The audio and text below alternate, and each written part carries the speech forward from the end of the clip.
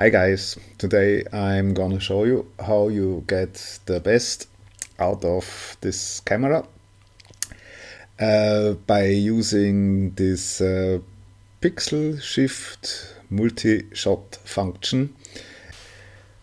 I will also share with you the workflow what's easiest to me personally to get them in Image Edge Desktop, treat them in Lightroom and polish it up in Photoshop. I connect the camera directly, even if the USB-C port is unfortunately very slow. But I purchased also this part here, and unfortunately this is this Sony XQD SQD card reader. What's the model called? MRWE90, and it should be able to read UHS2 cards and XQD cards, and if it works it's super fast, but somehow it has a loose contact in here and a super old-fashioned micro USB-C port to connect the device instead of a USB-C port, and from 9 times out of 10 if I connect this to the computer it just does not work. I have to wobble around, unplug it, replug it, and maybe if I am lucky it starts working. So this is very unreliable, and for that this goes back to Sony. Okay, because the USB-C connection to the camera directly is quite slow, I do not work directly with the Image Edge desktop editor in first place. I import first the images by Lightroom. All the EXIF data is kept in the ARW files. During import you just may not accidentally convert them or copy them as DNG. This is a little bit of a disk space consuming factor, because if you want to get the full image quality out of Sony's RAW file, you must shoot uncompressed, because the compressed version of ARW unfortunately cuts off the shadows, and that's a really bad thing. I still hope we get one day from Sony firmware upgrade where uncompressed ARW is lossless and not with data loss. Okay, so I have now imported all my images. Then I have downloaded Image Edge from the Sony homepage, and what's going on with this pixel shift method? It's very well explained in a Sony own video, which I also will link to in the description. And yeah, what's important on the camera? If you use a 𝛂-7RM4, it's like so. You go to the first photography menu, submenu 3 and line 4. There you can activate, deactivate pixel shift multi-shoot, and you can select there off 4 times and 16 times. And I have here example. I shot once in the smaller 4 times version and once in the 16 images version, which will result in a 240 megapixel image, and the 4 times one will result in a normal 61 megapixel image. Okay, so let's go into it. I start Image Edge Desktop, then I start the viewer. I am already in the directory I prepared, and I start with the smaller version of pixel shift multi-shoot. You can identify also after importing the RAW files to Lightroom, and if you do not make any changes like converting to DNG or whatever, by this small tiny squares here, which is indicating that it's a pixel shift multi-shoot image. So this is 1, 2, 3, 4 of 4 images. Right click, say create pixel shift multi-shoot composite image, create one image. And okay, I make it with this one for another explanation. It's creating now the image. Click next, it opens automatically the editor. You can go back to the editor at any time. And any tweakings you make in here and you save it as ARQ file cannot be identified by, yet not identified by Lightroom or Camera Raw.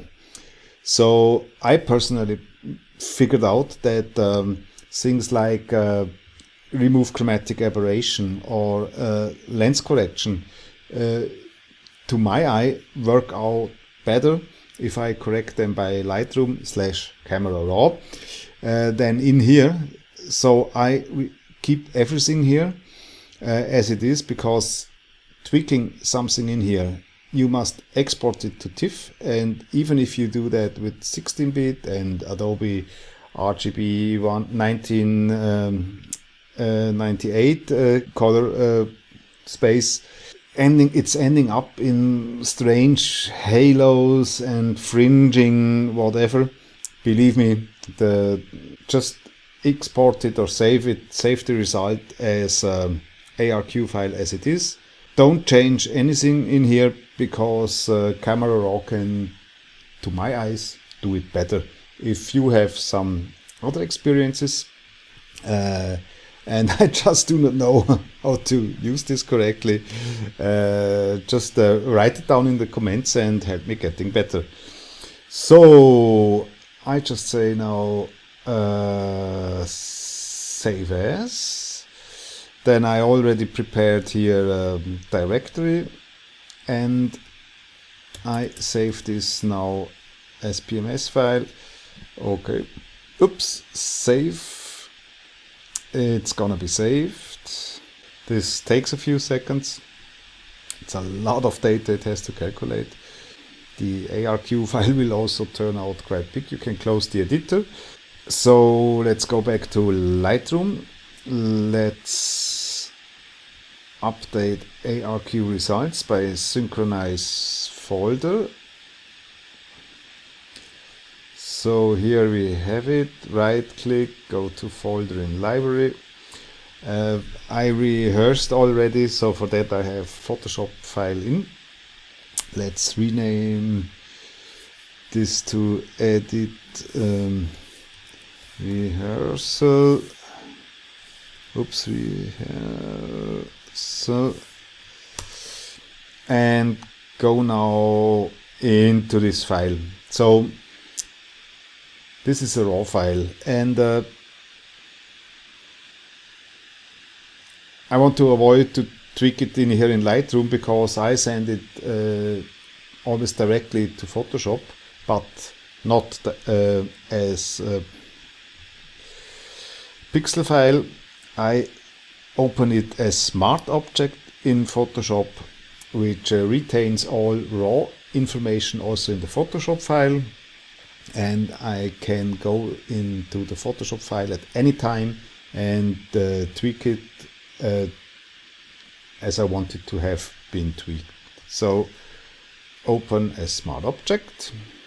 So first of all, you see here this tiny little square. This indicates it's a smart object, and because we sent it from Lightroom into Photoshop, it's definitely the original ARQ file which is here in the smart object. So I can double click this, it's always the first what I do, and apply things like correction of chromatic aberration, lens correction, things like that. Just let's go, for example, in here and zoom in quite heavily to 400%. You see here, okay, let's zoom in a little bit more. Let's go to 800%. You see here we have a chromatic aberration. It's not really ugly, but we have one. And for that I go to lens correction. I say remove chromatic aberration, and boom, it's gone. And if I go back to fit in view, you see here the shoreline is a little bit bent, and I know it should not be. The image of the 24 to 105 has at 105 millimeters. What this is at 105 millimeters, you can see that here, because we have all raw data information. This image has a pin cushion, so you must enable the profile correction, and now we have here a straight line. I know it, I was there, believe me, this is correct. So that's it. Now here we have a lot of shadows, so I increase the shadows a little bit. Yeah, quite much in this case. And then you see, I'm orienting myself on up here on this histogram. Then let's increase. Yeah, let's. What does the auto do? Ah, that's quite good. This automatic function works really fine. I wanted it to. It was cloudy. I wanted a little bit more to the yellows, and a tiny little bit more magenta. Looks better to my eyes. So we have no shadow clipping in here, and this is with U and O you can activate, deactivate in Camera Raw if shadow clipping should be indicated. For example, you see now you have here a white triangle, and if I go back, I'm good to go. And it's even so, the dynamic range of this sensor is so extremely good. You even can, by pressing the option key, I think it's Alt on the PC, and just go improve the blacks, and also here with the whites. Okay, I think it's a little bit more contrast in there, like with the default values. I keep that like so. Then let's go to the details. I personally prefer to sharpen in Photoshop, so I bring this not back, not completely, but yeah, let's say to 15, around something like that, and the radius of course below 1 pixel. And I also apply the masking, because it's not necessary to sharpen the clouds. This would be quite fine.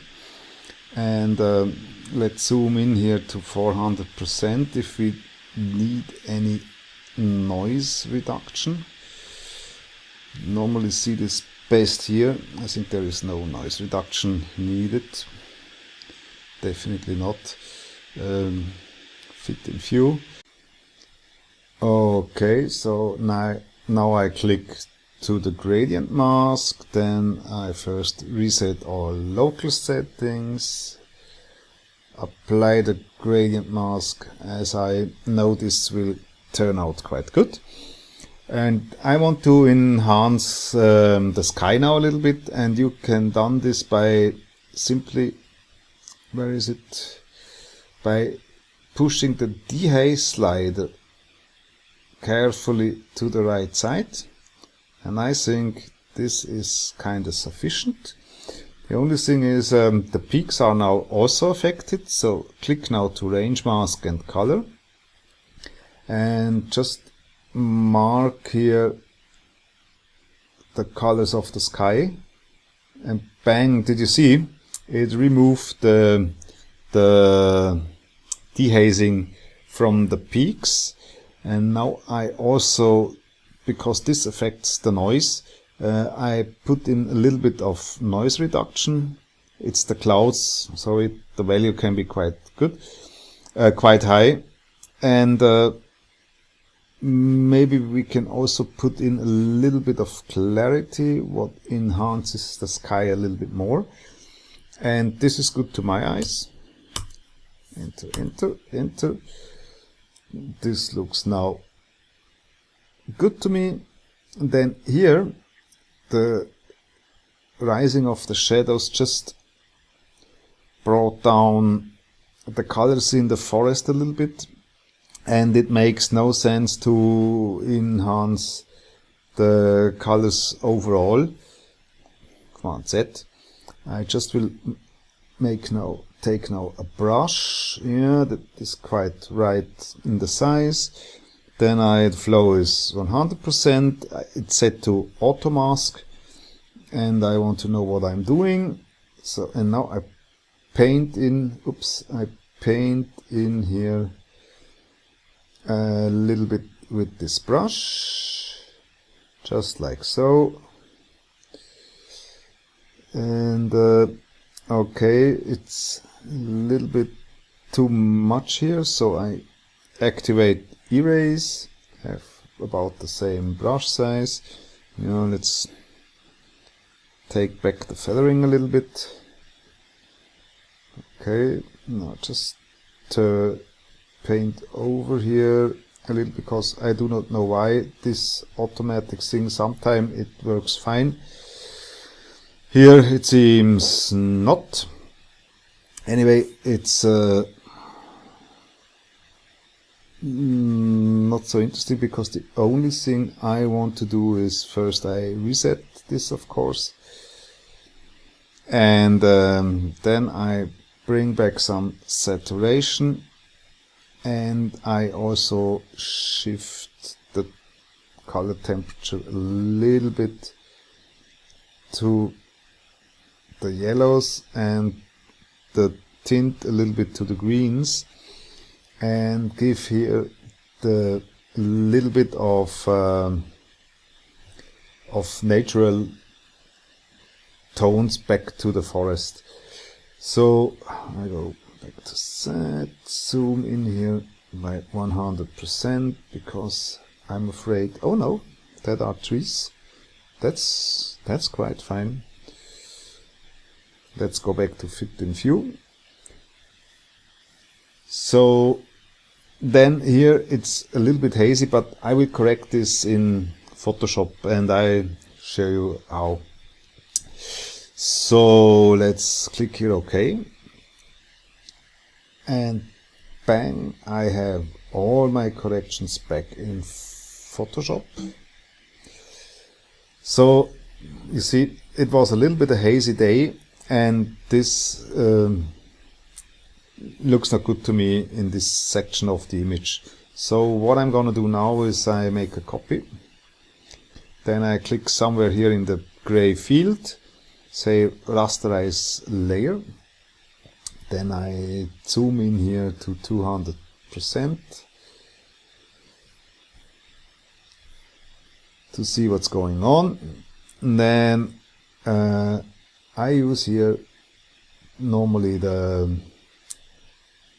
under others the high pass filter, and do my sharpening with the high pass filter. This is the method I personally prefer. You must of course take the one you like more. Zoom in here a little bit more, and you see I want to avoid any halos. So with this image I go now back to, you can use the cursor keys, to 0.5. One is too much, way too much. I go back to 0.6, 0.5, something like that.